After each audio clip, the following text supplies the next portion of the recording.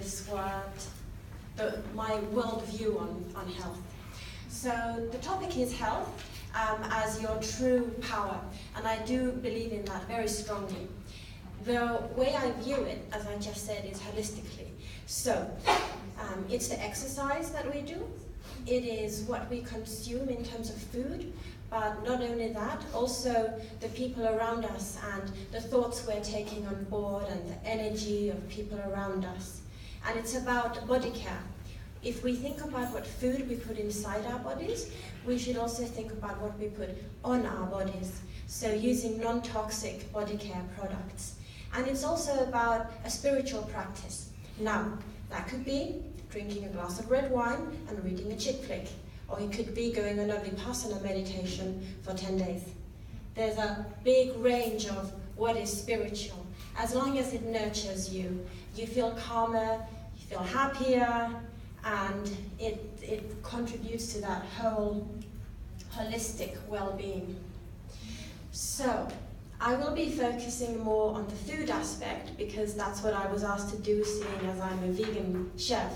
But I do in my holistic consultations touch upon all of those other elements.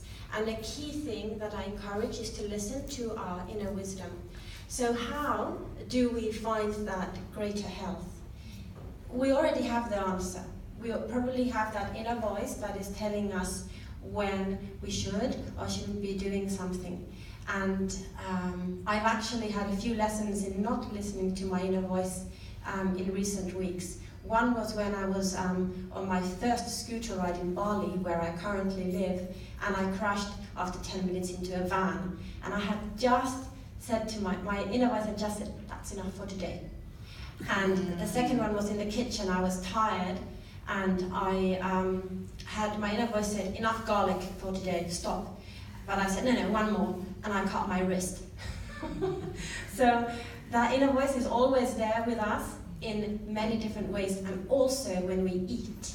So we have an intuitive way of knowing how to eat. At this point, I'll just introduce myself. So I'm Pauliina, I'm from Finland, but I've been based in Asia for 16 years, 6 in China, 10 in Singapore, and now 2 months in Bali. And I'm the founder of R.A.W. Inside Out. Before that, I had a different kind of career in human rights in Finland at the Foreign Ministry, as well as in NGO work, and then in China doing volunteer work there.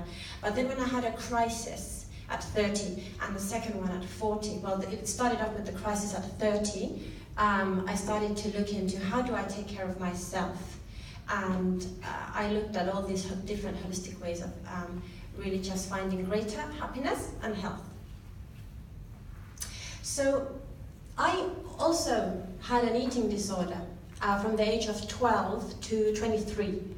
And I agree that it's something that does stay with you throughout your life, but I now have this huge toolkit of whenever I have these oncoming symptoms or signs that, oh, I might be now overindulging, I no longer allow myself to spiral into the depths of it, but I just kind of dip in and dip out, and I no longer have had depression for, well, I'm 41 now, and I stabilized at 23, so it's been a good long run. My point in bringing that up is that I used to diet, and I don't believe in diets. For me, it's a very loaded negative word. I choose to look at a lifestyle that nourishes me on all the levels that I was talking about, and I look at health as a whole. So never just one aspect of it. Never just like, oh well, today I'm having chips and kava and maybe too much of it, but hey, I had that long walk and I had a good time with my friends and I did great at work today, and just balancing it out as a whole. So holistic nutrition is then the holistic way of looking at food. And it considers your social environment, so what kind of climate are you in, because that affects also your food choices. It affects what kind of people are, it's affected by what kind of people surround you. If you have positive people around you who support your lifestyle and your choices, it's so much easier than to do what you feel intuitively is right for you. It's about mental issues, emotional issues, your spiritual life.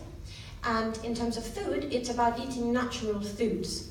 So unprocessed, whole, preferably organic foods whenever possible. So you need to get your carbs in and your protein and your fat, all really important. Don't eliminate any of those. Just go for the healthier options. Great to eat local food, local ingredients, closer to source, and clean in terms of not going for all the heavily refined foods. This is stuff that we all know. I'd now like to talk about mindfulness, mindless eating and mindful eating, because I think this is something that might give you a little bit more value. So this is a case of mindless eating, and I think that we've all engaged in this at some point or other. And this also. So can someone just give an example of what they think that mindless eating might be? What are these people doing? They're not just eating.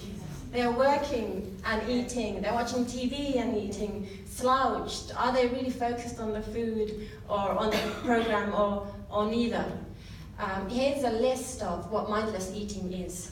So it's kind of when you go into robotic mode and you're not present there for the food. You're not really enjoying it. Maybe you're multitasking. Maybe you graze on the food throughout the day and never actually even have that point of communication with your body anymore, that am I hungry, am I not hungry? Do I need this food, do I not need this food? And also eating beyond the point of fullness. Maybe because we're like members of the Clean Plate Club, because our parents told us that you have to empty your plate, or when your kids don't eat the food, then you eat the food for them on top of your own food, and you just feel like, but at least I didn't waste the food. There are so many. Then there's also mindless in terms of like you're hungover and or you are drinking, or maybe you're pregnant and you're like, well, I'm eating for 2, and then it ends up eating for 4, and because your 2 becomes bigger. There's so many reasons that we give ourselves to engage in this kind of mindless trance-like eating. So what we would like to engage in is mindful eating, and Miss Piggy's wisdom here, never eat more than you can lift, and 3 minutes, okay, today you're being rougher, yesterday was pretty fun. Okay, so this woman is engaged in mindful eating, and I would normally, well, this would take hours normally, but I'm just going to give it to you. What is mindful eating? So it's when you're aware of how you eat, what you eat, why you eat, and having this conversation with your body. It's more based on intuitive eating and understanding what are the needs that you're fulfilling, because actually, I hope you're reading through those, because I'm going to now skip to the part of asking yourself, am I hungry? And what kind of hunger? So not just eating as a reflex. So what kind of hunger do you think this is? Wow. This is I hunger. So this is when you see food. My dad always says I'm on a seafood diet. And he doesn't mean S-E-A. He means he sees food, he eats food. What do you think this is? Smell. This is nose hunger. So the nose is such a huge emotional trigger. So you're walking in the mall and maybe you're not even hungry, but you smell apple pie, and all of a sudden you remember your childhood with apple pie and ice cream, and then you eat apple pie. And then you're like, where did my apple pie go? And I forgot to buy what I meant to buy. This is mouth hunger. So the mouth is a sensation junkie, and it just craves more and more stimulus, and if you're not eating mindfully, you don't know where to draw the limit, because the mouth is just saying, give me more fat, and give me more salt and sugar. And this is an actual kind of hunger. This is stomach hunger. So the point here is to distinguish when are you actually having stomach hunger, as opposed to an emotional hunger, or you're feeling some other kind of hunger. And this is the other only real kind of hunger on a body level. It's cellular hunger. So this is what your body craves to function optimally.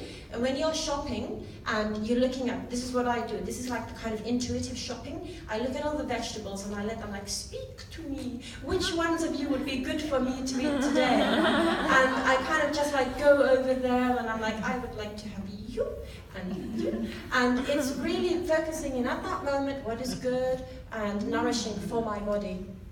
And this one is mind hunger.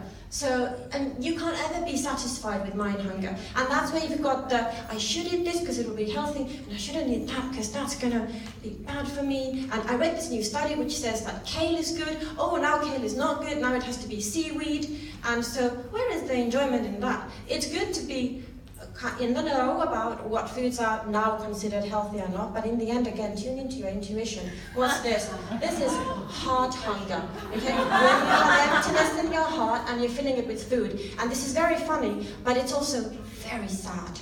And I have had a lot of this in my youth, this particular heart kind of hunger.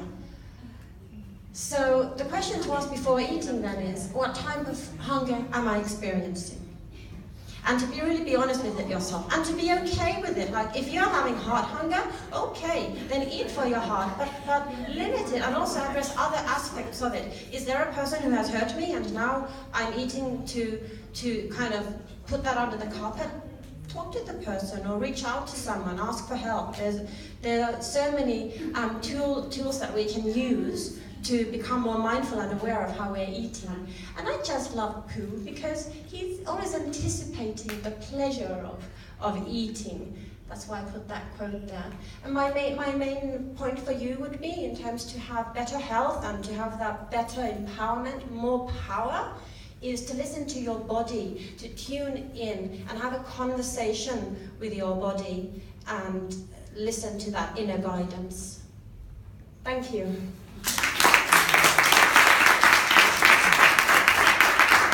Thank you very much.